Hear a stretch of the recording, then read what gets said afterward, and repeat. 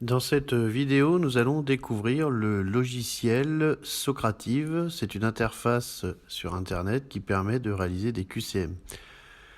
Socrative dispose de deux interfaces, une qui est destinée aux étudiants et une qui est destinée à l'enseignant.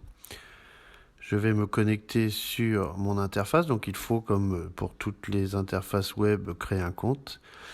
Et vous arrivez donc sur une page qui vous permet de réaliser votre QCM.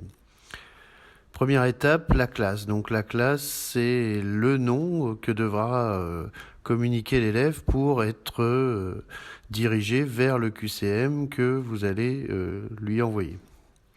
Donc ce nom peut être changé. En l'occurrence ici, c'est microtechnique. Par défaut, généralement, ce sont des chiffres et des lettres.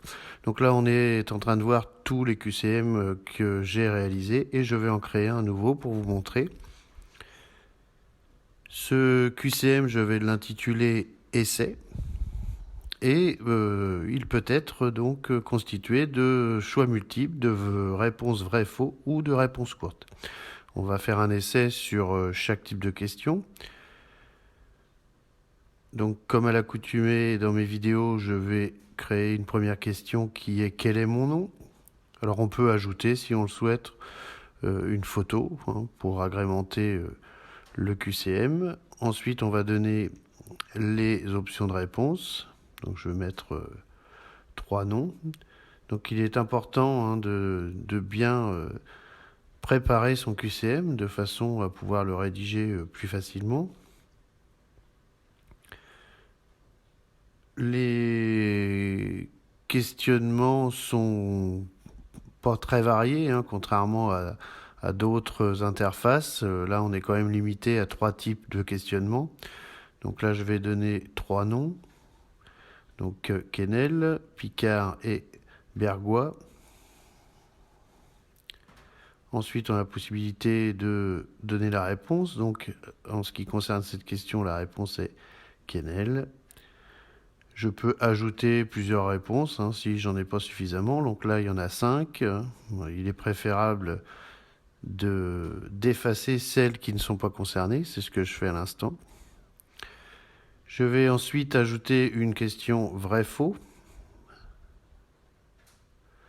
Donc mon prénom est Martial, vrai ou faux.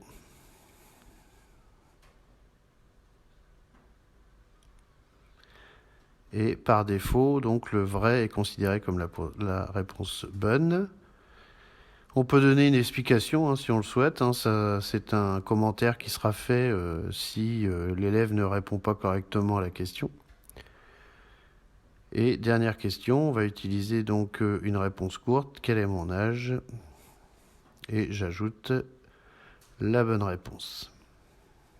Pareil, on peut donner une explication. Une fois que vous avez terminé votre QCM, vous l'enregistrez. Et dès qu'il est enregistré, on le voit présent avec tous les autres QCM. On peut le revisualiser une dernière fois pour s'assurer qu'on n'a pas fait d'erreur. Ce qui est le cas pour celui-ci. Et ensuite, je vais lancer le QCM. Donc pour lancer le QCM, je sélectionne mon QCM. Et ensuite, je dispose de plusieurs options. Donc chaque option est... on dispose d'un petit commentaire pour informer ce que ça concerne. Donc ça, c'est libre à vous de choisir les options que vous souhaitez. Ce qui est intéressant, c'est de bien sélectionner. Alors, le nom requis, ça paraît primordial pour que les élèves puissent être identifiés lorsqu'ils vont faire leur QCM. Ensuite, on peut réorganiser les questions si on veut que les questions arrivent dans un ordre aléatoire. Ça, c'est le choix que l'on se donne. Et puis là, il faut être vigilant parce que afficher les commentaires permet de donner la réponse et l'explication à la question. Donc là, on va faire un premier essai avec juste le nom et l'affichage du score. Donc là, comme vous pouvez le constater, un petit tableau se crée et nous allons voir en temps réel, puisque je vais mettre mon téléphone, mon smartphone en affichage simultané. On va voir l'impact que les réponses ont sur le tableau situé à gauche. Donc pour cela, 2 applications sur smartphone et tablette existent. Il s'agit de Socrative Student pour les étudiants et Socrative Teacher pour les profs. Donc là, on va commencer par renseigner la classe, ce que l'on a vu tout à l'heure. Donc ici, microtechnique. Je vous le disais, par défaut, ce sont des chiffres et des lettres, donc il est préférable de donner quelque chose d'assez facile à mémoriser pour les élèves. Ensuite, l'élève va taper son nom, son prénom, ce que vous voulez, ça c'est votre choix. Et une fois qu'il a mis son nom, on voit instantanément sur le petit tableau que Martial est connecté et on va procéder aux réponses. Donc à la première question, je réponds Kenel et j'envoie. Et instantanément, on le voit dans le tableau, on voit la réponse. Donc on peut avoir un suivi en temps réel du QCM réalisé par les élèves ou les apprenants. Donc deuxième question, j'ai bien répondu et forcément je vais m'arranger pour que tout soit bon puisque je vais mettre le bon âge et voilà. Donc là, le questionnaire est terminé. L'élève sait qu'il a eu 3 sur 3 puisqu'on avait demandé à ce que le score soit affiché. Et nous, en tant que professeurs, on va pouvoir visualiser le résultat final qui est présenté sous forme d'un tableau. Donc on a plusieurs modes, on peut l'envoyer sous forme d'un tableau Excel, par mail, on peut envisager plusieurs solutions. Donc là, j'ai téléchargé le tableau sous forme d'un tableur Excel et j'ouvre pour vous montrer quel résultat s'affiche. Donc on a un détail assez soigné sur toutes les réponses qui ont été données par le groupe d'élèves qui a réalisé le QCM.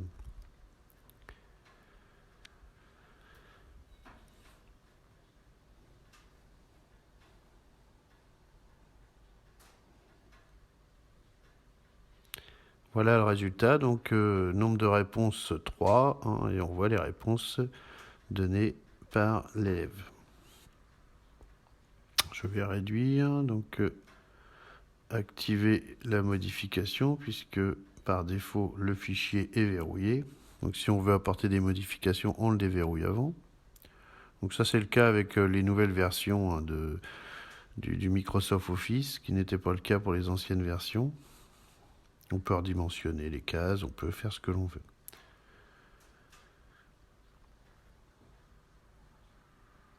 Donc là, on a vraiment une vue globale sur ce qui a été réalisé. Donc ça permet de mettre en évidence les questions qui ont posé problème en termes de réponse et au contraire, celles qui ont été plutôt facilement accessibles pour les élèves. Donc là, je reviens sur les QCM.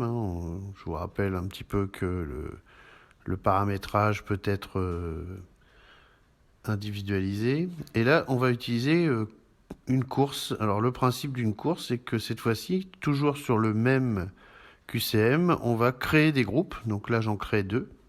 Et on va permettre aux élèves, alors le petit élément qui va avancer, là je vais choisir un vélo, on peut choisir une fusée, ce que l'on veut. Et là, l'élève va rejoindre un groupe et on va pouvoir faire une sorte de battle. Donc c'est intéressant aussi, dans certaines séquences pédagogiques, ça peut être intéressant.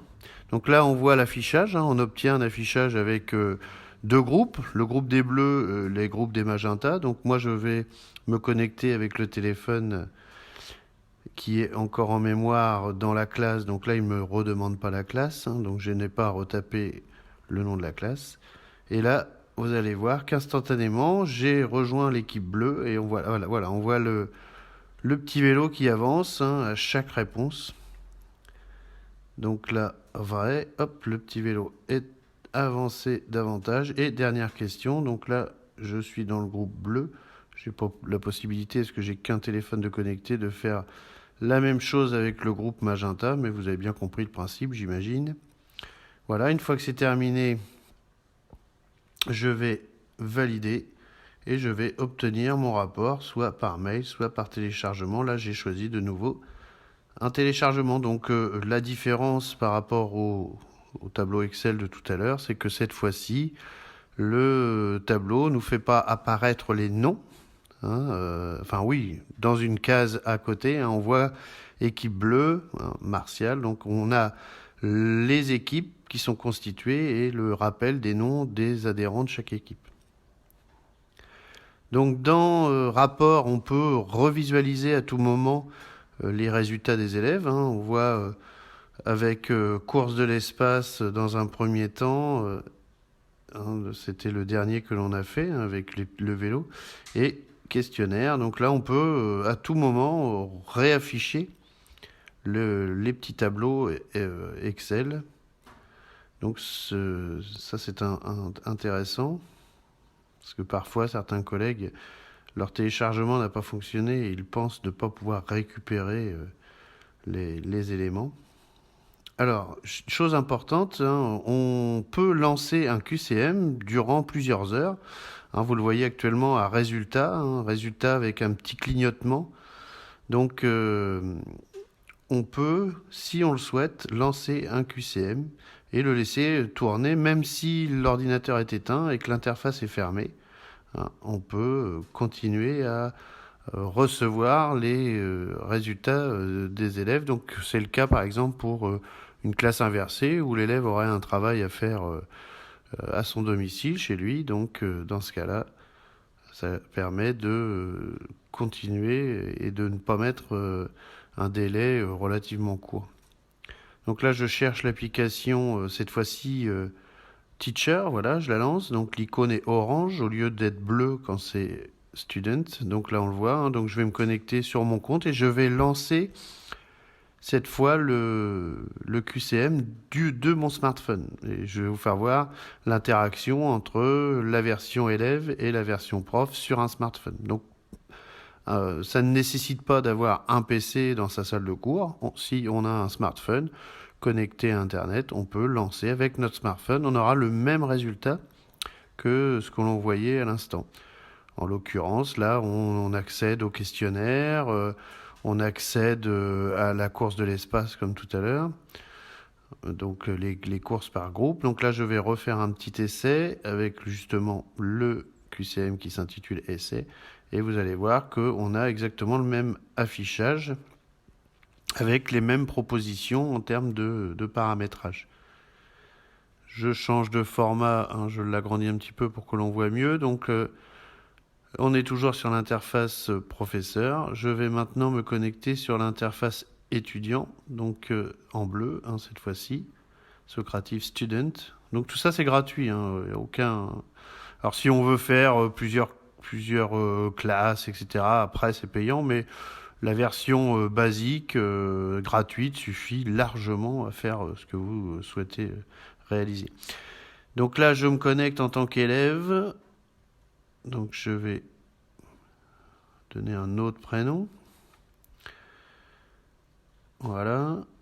Donc je vais répondre aux questions et vous allez voir en temps réel l'impact que ça a sur l'interface. Voilà, on voit sur l'interface prof la réponse, première réponse. Alors là, j'avais activé la version qui permet de donner la bonne réponse. Donc là, vous allez voir, je vais répondre volontairement faux pour que vous puissiez voir qu'il va me dire qu'en effet, la réponse était vraie. Donc il me donne l'explication. Et là, pareil, je vais donner un âge qui ne correspond pas. Et vous allez pouvoir voir l'impact que ça a sur l'interface. Voilà, le QCM est terminé, donc il y avait 2 réponses fausses. Donc on a exactement le même affichage avec la version sur smartphone. Le seul inconvénient, c'est que on ne peut pas éditer un QCM facilement. Et d'ailleurs, on ne peut pas rédiger un QCM sur le smartphone. Sauf si on pose des questions rapides, puisque vous avez pu le visualiser à l'instant. On a la possibilité de le faire en questions rapides, c'est-à-dire des questions qui sont posées en temps réel. Voilà, et bien bonne utilisation.